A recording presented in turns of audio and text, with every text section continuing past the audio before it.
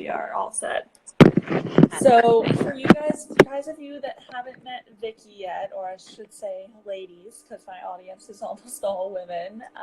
Vicki, do you want to introduce yourself? Sure. Hi everyone, I'm Vicky. I run two small businesses. I run Tiny Chipmunk, which is a range of bamboo baby products that I've designed myself and I sell online. And I also run Chipmunk Coach, which is a consultancy for anyone who wants to create and sell their own physical products or needs a bit of help selling more of the products they already have. Yes, and Vicki is also a mompreneur as well. So she's a full-time mom and a double business owner, which is quite impressive. Hey, Gabby. So I'll go ahead and start asking questions. Oh, for anybody, I mean, this is on my page, but if you guys are meeting me for the first time, or if you come over from Vicki's page, my name is Alyssa Moorhead, and I'm the owner of Nerve Creative Media. We do social media, email marketing, and client strategy. So I'll go ahead and just jump right in. Vicki, the first question I always ask during our Instagram Live series is, how did you get started as a mompreneur or female entrepreneur? Okay, so I'll go right back to the beginning if that's okay. So I first got started when I was on maternity leave with my son, so my first child, and I had some postnatal depression. I wasn't doing too good and decided that not to go back to my corporate role, and I retrained as a children and baby yoga teacher. So I did that for the next couple of years. I got pregnant again with my daughter, and at that point teaching yoga wasn't an option. Like at the end of my pregnancy I literally couldn't get off the floor, and then I had a newborn, and that obviously made a big impact on my earnings because I couldn't go out and work. And that's when I came up with the idea to sell my own products online, because I figured it was something I could do at home while the kids slept. And I say decided to, I think I've made that sound like it was really easy. It really wasn't. I got the idea from a podcast, and then I thought, oh, this is something I could do. But it took me months to get things off the ground, literally months, because I had no idea what I was doing. And I spent loads of time on YouTube and Google and in Facebook groups trying to work out how to come up with ideas and how to source.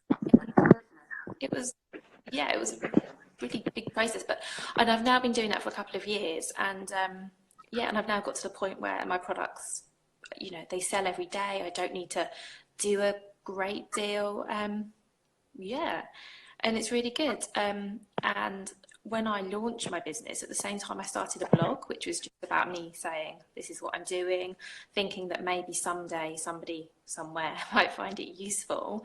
And it actually led to me getting emails from people saying, oh, I like what you're doing and I'd like to do something, and can you give me some advice? And I was giving out lots of advice, and then I decided actually to see if I could make a business out of this as well. I don't think I've checked out the blog yet. I don't know why I didn't know there was a blog. Or maybe I don't talk about it enough. I don't talk. I know, maybe I know from is the blog on the Tiny Chipmunk or the Bring Your Ideas to Life page? Well, it's linked from both, so you can get to it from either of my websites. It actually sits somewhere different though, which probably needs moving at some point. I'll be really honest, when I first started all of this, it was a case of I'm just going to try and see what happens. And, you know, if I'd known where things would go, I would have set things up a bit differently. Technology, you know, technologically. Websites before. Especially, I think I've talked to a lot of women who build their website out and have no idea that they're going to offer a product. And then I personally, like my website, Stephanie Corrigan from our pod is still building my website right now. So I haven't tried this yet, but I talked to a lot of women who told me that if you make a site and you don't know that you're going to have a product, and then later on you do, it can be like really tricky to integrate Shopify or choose which payment you want to use, or you have to upgrade your plan. So I've had a lot of women ask me questions about that during free consults, and I didn't know it was so tricky, but I guess I'll find out when I make my own site as well. What do you use to actually collect the payments? Okay, well, so I had it the other way around, which is I was selling products first, and so I was using Shopify for that, and I had the opposite, which is when I started my consultancy and I was offering services, I couldn't work Yeah. out how to amalgamate that. So I have a Shopify site for selling products, although most of my products, I'll be really honest, I sell on Amazon. I started selling on Amazon originally, and then built out my own site because I wanted actually to have a brand. I didn't just want to be selling products. I actually wanted to build something around that. But I use Shopify, and then I use Wix for my own website, which Yeah. I've built myself. Yeah. Trying to keep costs down as always. Right. It seems like Shopify is the like major one. Whenever I hear people talk about integrating or selling products, that's like the number one I hear of. Are there other options too? There have to be, right? Yeah, there are other options. I think you can sell on Wix. I'll be honest, I went for Shopify because it was at the time when I was sorting out my Tiny Chipmunk website, it was the only one I'd heard of. If I'm Yeah. really, it was the main one, and then when I took a look, it was really easy and Right. intuitive. Um, but I know there are others out there, and I think it's a case of what works for you. I don't know if Shopify is any better, but Yeah. for me, I've been using it for a few years, and it works for me. But I'm sure I've just seen someone in the comments said they use WooCommerce, which I've heard of as well, and I just think, yeah, it's whatever works for you. Right. Yeah, that makes sense. I have a client too who said the same thing as you as well about Amazon, about how you sell most of your products on Amazon. So we were actually looking into like checking out their Google Analytics to see where their products were being sold from, like which sources were making them the most money, which oddly is something when I talk to new businesses that sell products during free consults, I always ask them about their annual earnings, their monthly earnings, which sources are making them the most money. And a lot of businesses, strangely, like, and I guess when they get started too, don't look at those analytics at all. So they don't know, like, I guess to them it's like as long as they're making money, they don't care which source it came from.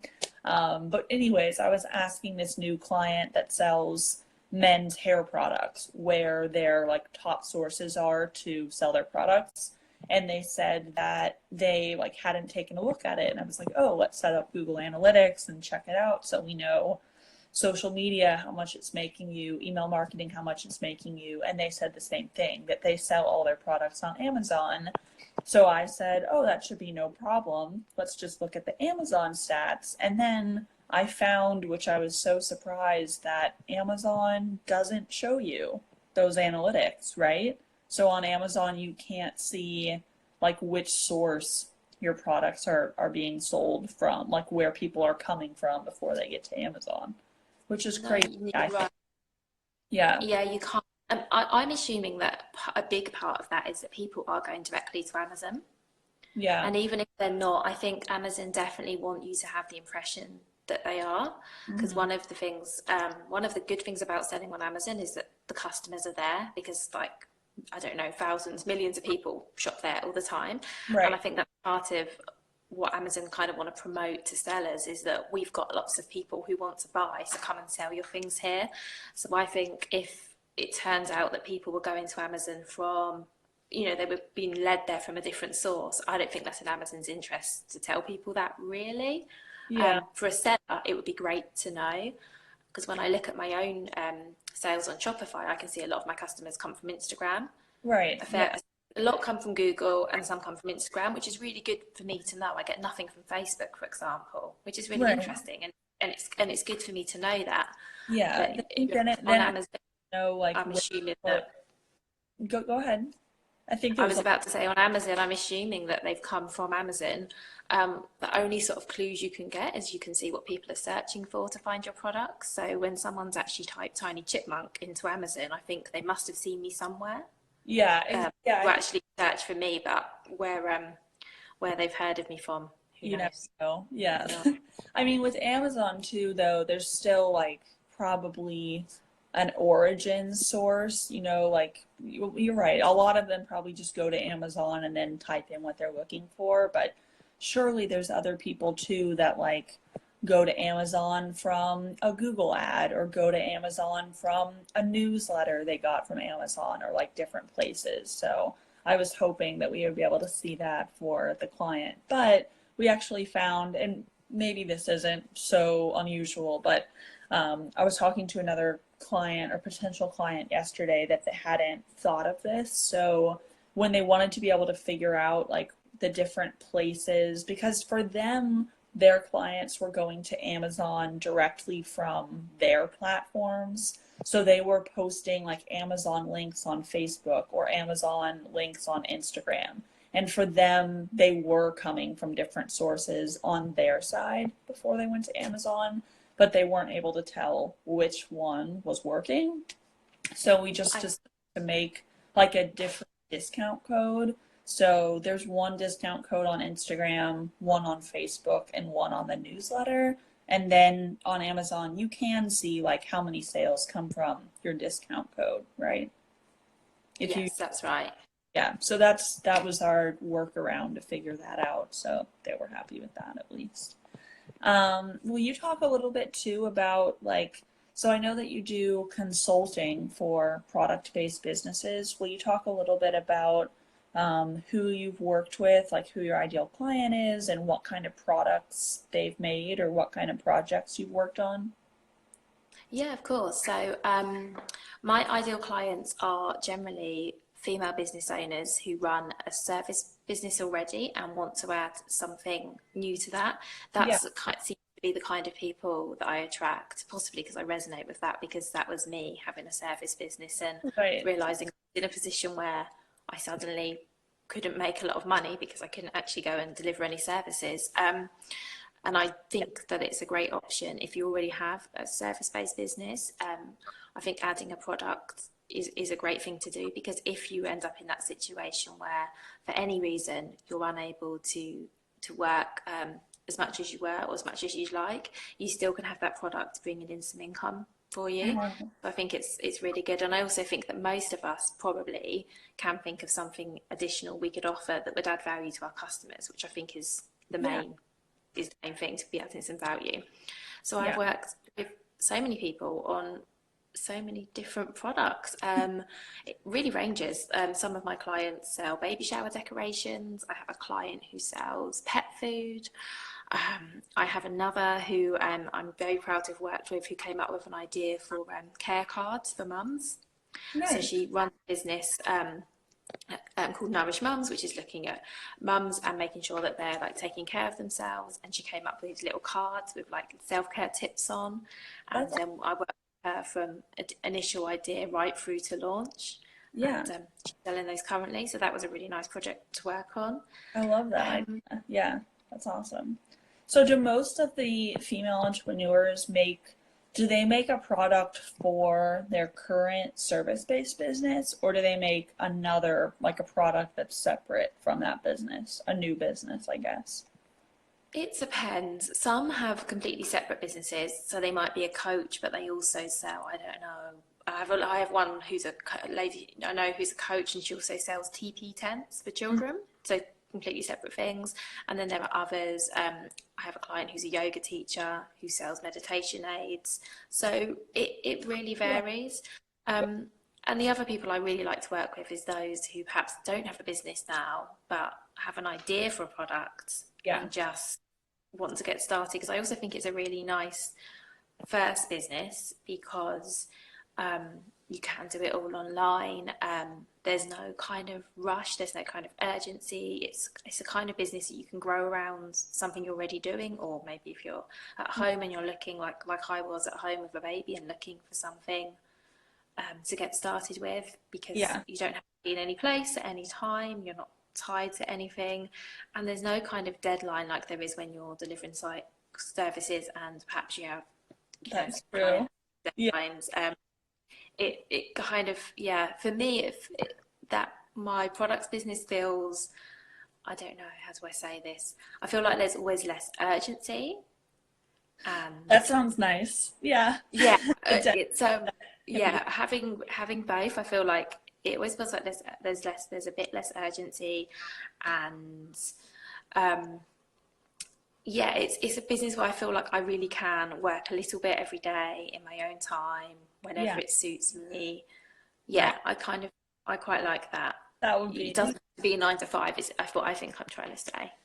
yeah, that sounds nice. Definitely for me. I mean, for me, like one of the reasons, well, it wasn't one of the reasons I started my own business, but it's something that is definitely a benefit for me. I struggle with anxiety. I think actually, as I've talked to a whole lot of female entrepreneurs over the last 3 years, that I find, I mean, a lot of women, a lot of people, but a lot of female entrepreneurs I've talked to as well do struggle with different like mental issues that they go through, like anxiety or depression, all kinds of things. So, and for you, like after you've had a baby, the depression sometimes happens then. So, all of those ladies that I've talked to, being a female entrepreneur, whether it's product based or service based, definitely gives you a little bit more flexibility with your business there, which is nice. So, like if I'm having a day where I have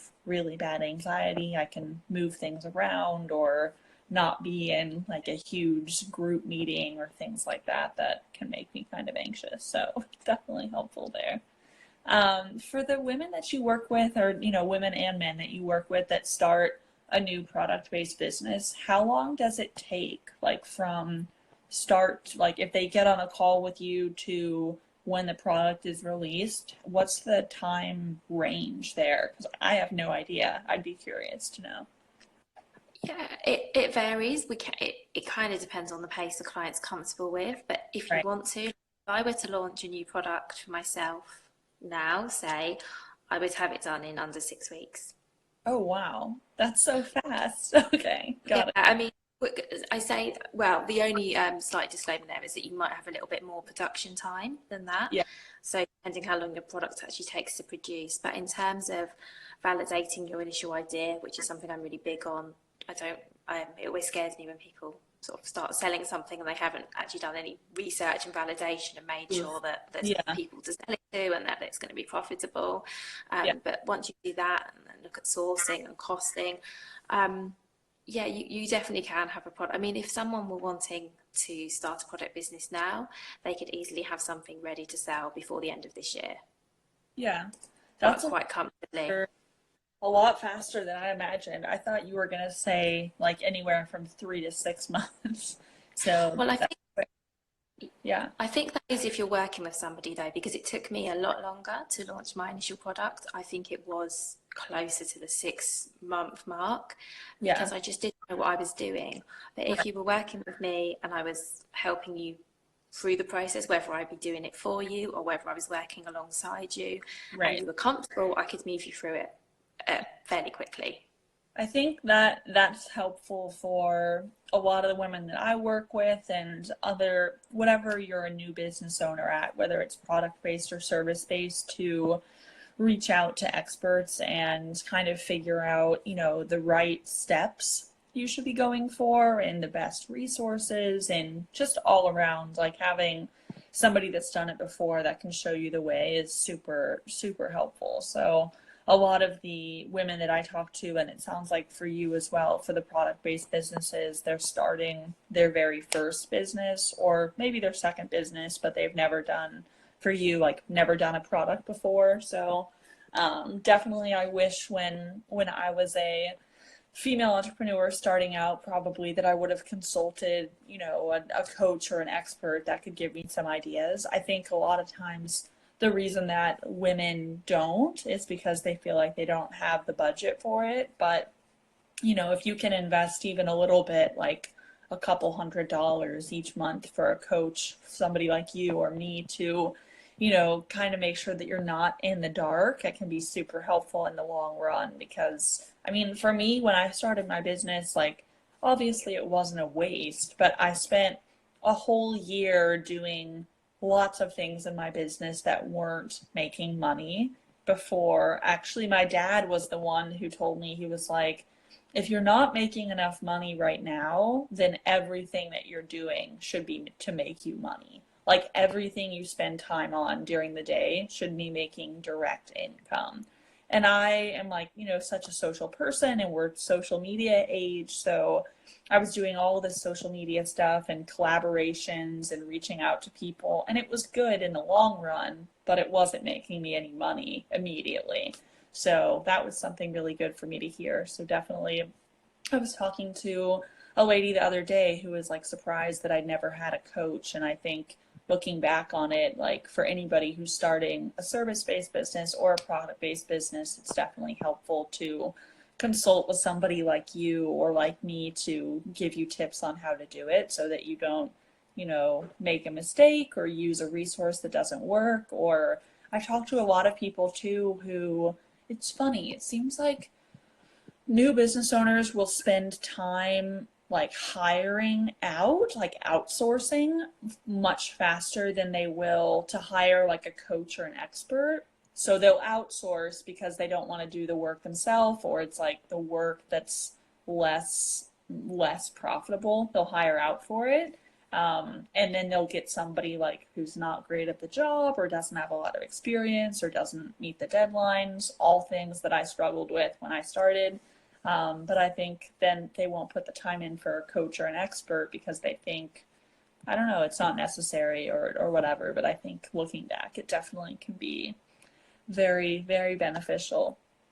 Yeah, I have a coach now who I'm working with mainly on my service business. But I really wish I'd had someone when I literally first started out launching my product. Yeah. I think it's also about confidence as well. I think it's really nice to have somebody to say, either to say yes, you're doing the right thing, or someone simply to ask. So one thing that I get feedback from clients that they like when they work with me is I will be really honest with them and say, well, I tried this and it didn't work. I can recommend tools that I've used and have been good. Yeah. Or I can say, actually, I tried this and it didn't work for me and here's why. And I'll always be really honest about that. And I think it's kind of reassuring that someone's done the same thing that you're doing and can talk from real life experience. Yeah. I found when I started out, I was getting a lot of my advice from YouTube videos, and often these were like online sellers who were selling like hundreds of thousands worth of products a month, which was so far away from where I was. Like I just couldn't relate. Whereas I feel like now I'm still, while my business is doing well, I still feel like I'm in the early days. I've only been doing it for a couple of years. I think I can still really relate to people who are just getting started, because I, in a way, still feel like I am just getting started. I don't know how long you have to do something before you consider yourself an expert. Yeah. So I think there's that, and I'm always happy to give, and actually I should mention that I'm always happy to give people advice, and if anyone wants to have a chat with me, we can get on a quick call, and yeah, if you want to ask some questions, if you have got a product idea you're thinking about and you just want to bounce it off someone, or maybe you're doing something now and you're not really sure, anything at all, if you go to my bio there, you can click onto the link and you can book a call with me, and I'd be really happy to have, that's completely free. I'm really happy to chat with anyone, and if I can help you out, I will. I'd love to.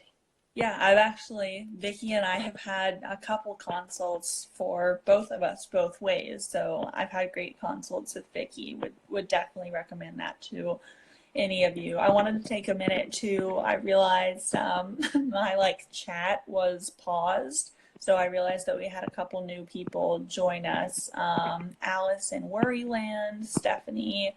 Vicki and I both know Stephanie from the pod. Christy, my friend Christy, Stephanie from the Fit Stuff. So I wanted to say hey to you guys and thanks for watching. And also, if you guys have any questions while you're watching, you can type them in the chat and Vicki and I will answer as well. We'll probably just do about 10 minutes more. Or do you have that much time, Vicki? Do you have 10 more minutes? Yeah, 10 more minutes is okay.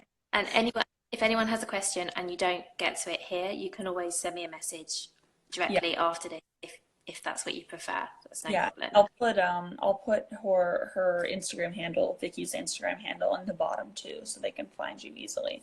It's weird, like when you do these Instagram lives, I'm pretty sure they can click on my Instagram at the top, but when you add somebody in, their handle doesn't show up. I don't think, but maybe it does. So we'll see when we watch the replay. And you were saying that you listened to a bunch of YouTube videos to get And I think everybody does this in different industries, especially female entrepreneurs. There's so many free resources out there to get business help of all sorts. So whether it's free consults or Facebook groups for feedback or YouTube videos, podcasts. Stephanie, I think, actually was telling me the other day, she listens to like YouTube videos to learn new design trends and learn from other experts while she's exercising at the gym, which I thought was a really, really great idea. Definitely an example of a female multitasking for sure. I was going to ask you if there are any like specific YouTube videos or podcasts that you would recommend for somebody that's looking for help with a product-based business that you've listened to.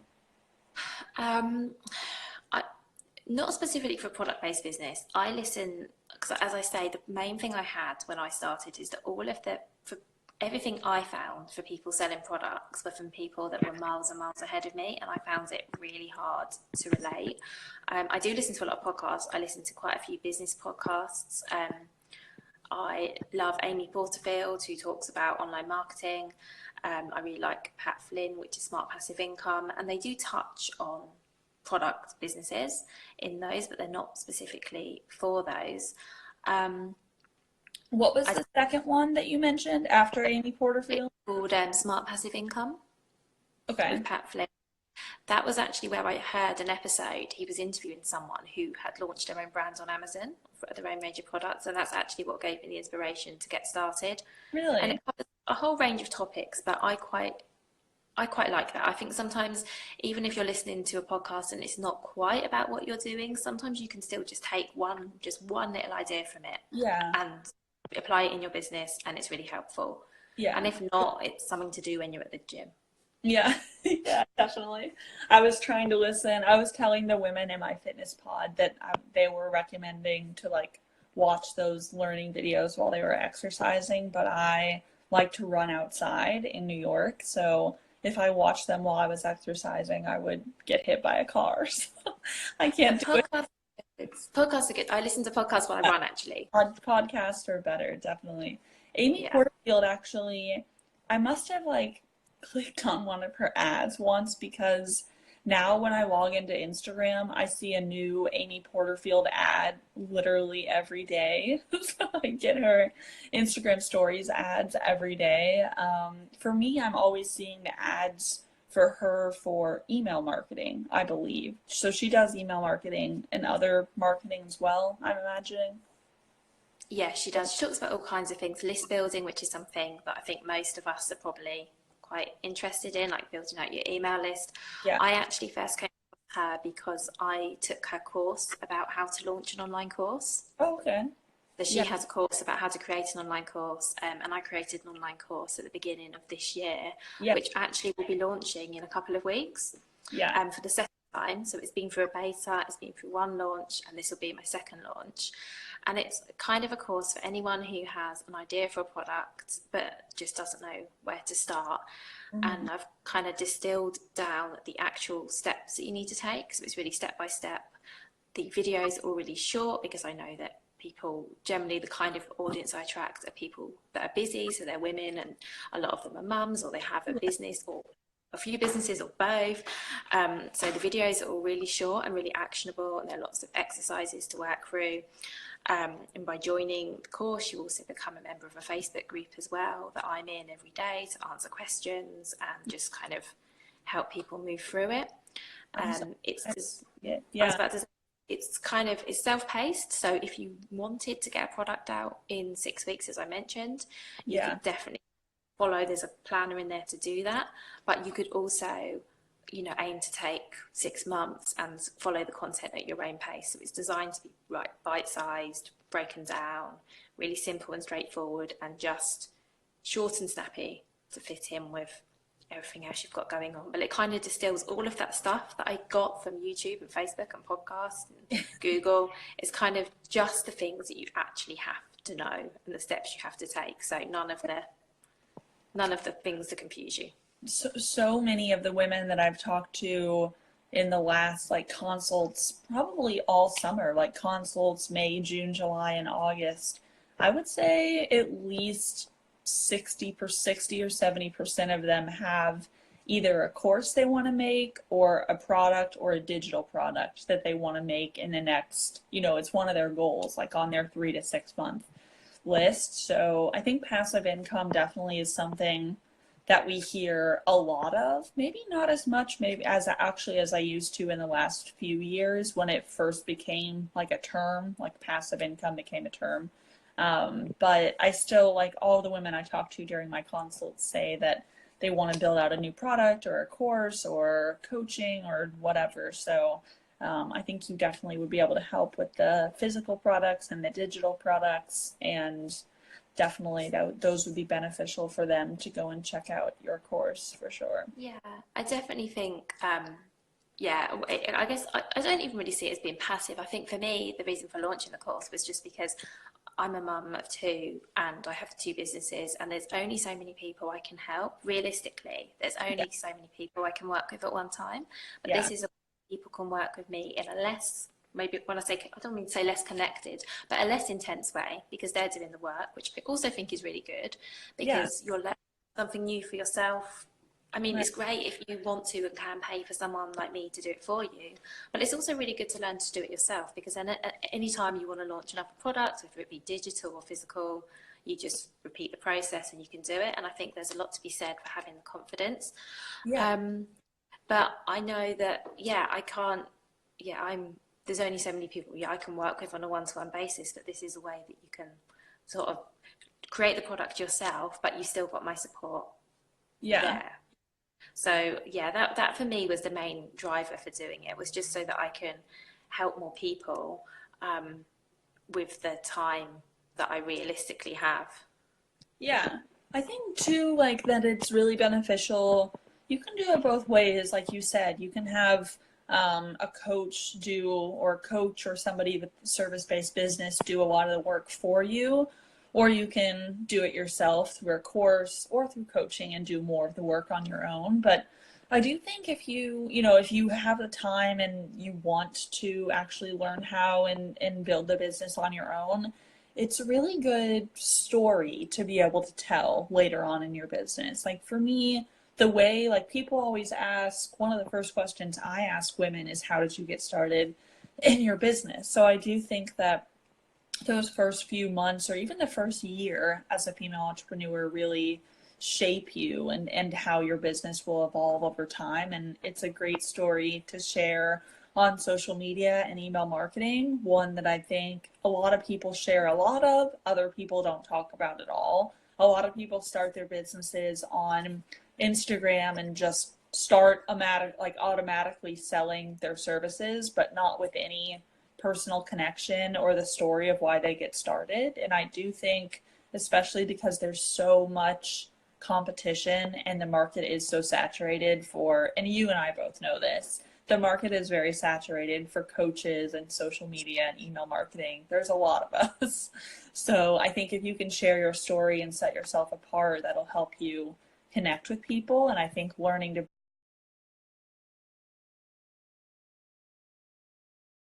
build your business, build your business from the beginning, gives you a great story to tell, and also make sure that you have control over your business and really know what's going on as well.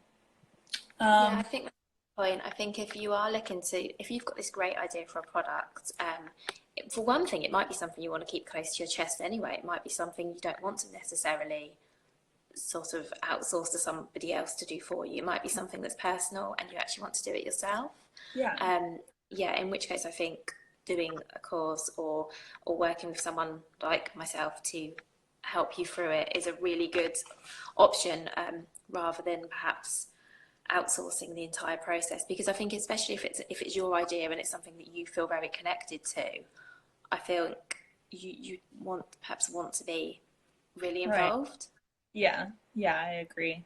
I don't want to cut you short, but I do know you have to go in a minute, and I do too. So I I want to tell, for anybody who's watching or watches the replay, how can they, and I know you said this over the course of the chat too, but for anybody who missed it, how can they get in touch with you or find out more about your course? Sure. So on Instagram, which is probably the easiest thing, I'm Bring Your Ideas to Life, with an underscore under each word. Hopefully you can, I think actually I can see it at the top of my screen, so hopefully other people can see it Okay. too. So I'll add it as well. oh, Yeah. you can send me a message, and if you go to my profile, there is a link there that will take you to my landing page, and there's a link to the course sign up page if you want to read about more about it. You can also get to my website there, you can get to my blog, or you can book a short call with me. So however you want to get in touch, I would love to hear from you. And I just say thank you to everyone who's watched this video, particularly if you've watched the whole thing, because I know it's been really long.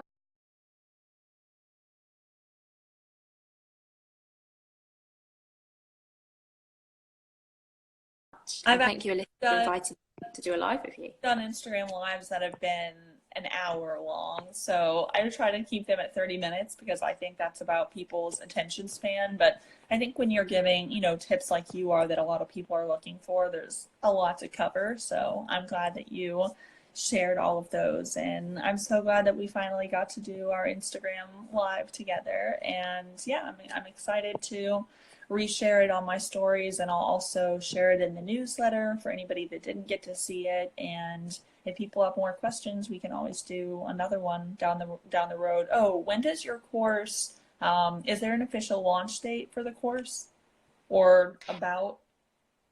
It will be launching in September, purely because now I think everyone's thinking about holidays and getting kids back to school and stuff like that. So it will be September. Okay.